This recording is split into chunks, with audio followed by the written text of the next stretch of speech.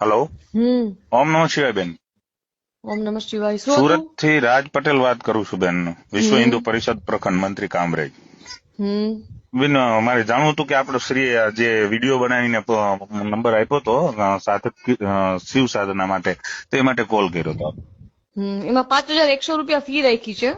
હા ઈ પેટીએમ થી પેમેન્ટ કરવાનું, પછી મંત્ર જાપ થી શરૂ કરાવીશ, 3 દિવસ લાગશે. જી જી.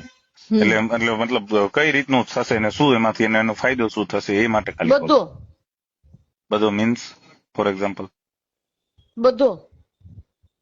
બરાબર, આપણા જીવન વ્યાખ્યા પ્રમાણે. પછી મેં એક વિડીયો જોયો તો, તમે પીએમ બનવાની વાત કરી હતી કે શિવે તમને પ્રસન્ન થઈને પીએમ બનવાનું કીધું છે, તો નેક્સ્ટ પીએમ તમે હશો એવી તમે ચર્ચા કરી હતી, તો એ કઈ રીતનું છે બેન તમારું? મીન્સ શિવજીએ સપનામાં કીધું છે યા સાક્ષાત દર્શન આપીને કીધું છે? એમાં સાક્ષાત દર્શન આપીને. બરાબર બેન, તો આપને કોન્ટેક્ટ કર્યો છે, તો આપને મુલાકાત કરવી તો કઈ જગ્યાએ થાય ને આના માટે? ભાઈ મેં એનો ચાર્જ રાખ્યો છે, બરાબર છે, એમ નથી કરતી. વિધાઉટ ચાર્જ તો હું તમને ક્યાં કહું છું, હું ચાર્જ ની જ વાત કરું છું, પણ સાધના માટેનો ચાર્જ રાખ્યો છે ને તમે? જેમ કે કોઈ યોગા કરવા જાય તો યોગા માટેનો ચાર્જ હોય. નહીં, મળવા માટે ને વાત કરવા માટે, એમને મારે કોઈ સાથે ડિસ્કસ નથી કરવી. અચ્છા, મતલબ તમને મળીએ વાત કરવા માટેનો ચાર્જ રાખ્યો છે. હા, અચ્છા અચ્છા અચ્છા. મતલબ તો તમે બેન પીએમ કરતા બી આગળ છો?